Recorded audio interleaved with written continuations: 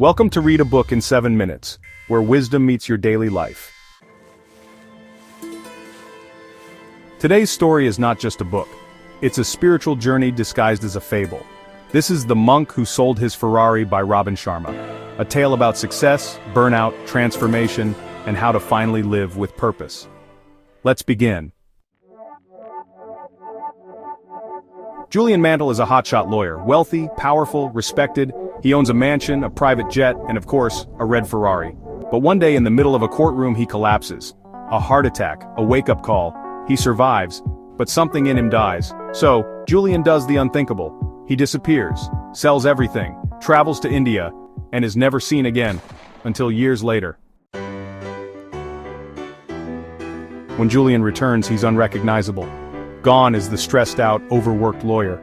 In his place stands a man glowing with peace, energy, and purpose, dressed in simple robes, smiling like he knows something the rest of us don't. He shares his story with his friend John, and through John with us. What happened in the Himalayas? How did he find true success? It all began when he met the sages of Savannah. In a remote Himalayan village, Julian meets the sages of Savannah, monks who live simply but vibrantly. They've mastered the art of living with joy, purpose, and longevity. They teach him a system, a series of timeless principles, that transforms the body, mind, and soul. This is honestly the heart of the book. So let's explore each lesson in detail. The sages explain their teachings through a vivid fable. Picture this, a lush green garden, with a towering lighthouse in the middle. A sumo wrestler walks into the garden, wearing nothing but a pink wire cable. He trips over a golden stopwatch, falls unconscious, wakes up when he smells beautiful yellow roses, and walks off happily on a path covered in diamonds. Strange? Yes, but each symbol holds a deep truth, so let's break it down.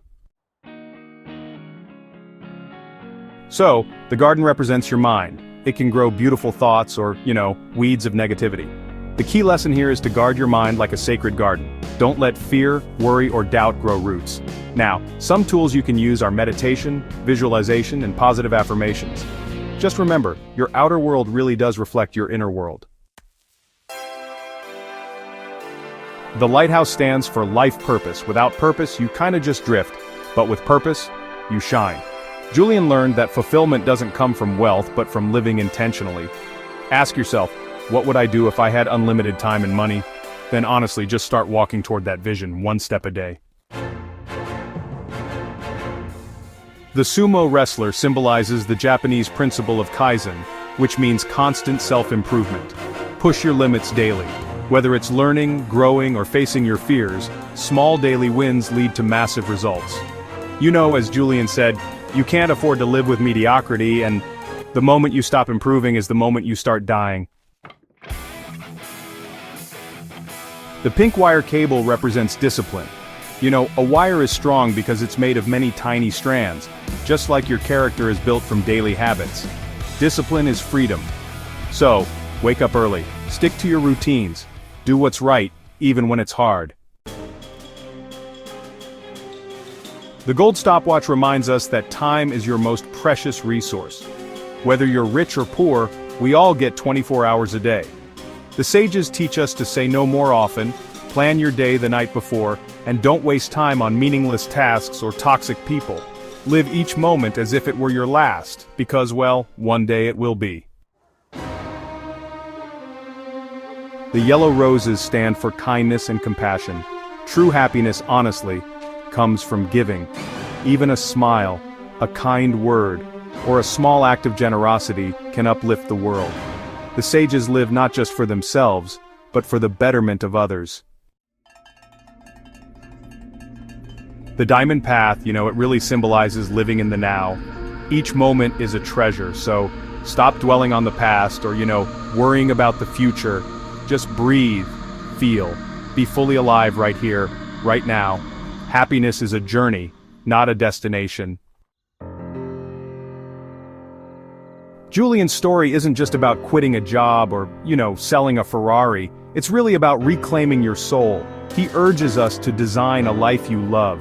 Make time for what matters. Take care of your body and mind. Give, grow, and be present. Because honestly, success is not what you chase, it's what you become when you align with your purpose.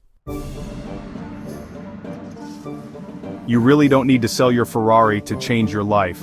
You just need to start with intention, with courage, and with heart.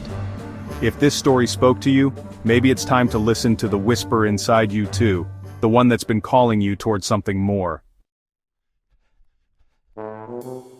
Thanks for watching Read a Book in 7 Minutes. If this journey moved you, go ahead and check out our other videos. From The Power of Now to Can't Hurt Me, Atomic Habits, Stillness is the Key, and well, so many more. Subscribe, like, and comment with the next book you want us to decode. And remember, the real Ferrari is your mind. Keep it tuned, keep it still, and drive your life, not just your car. We'll see you in the next one.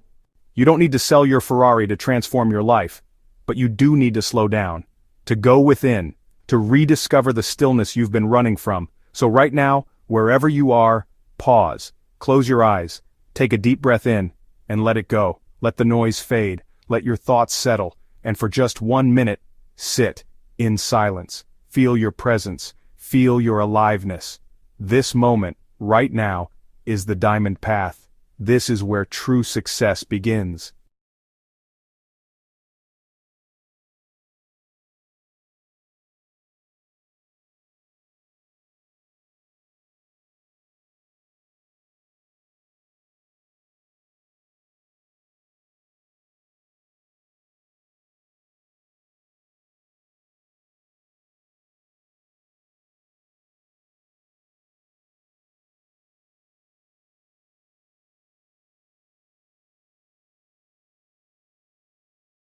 Thank you.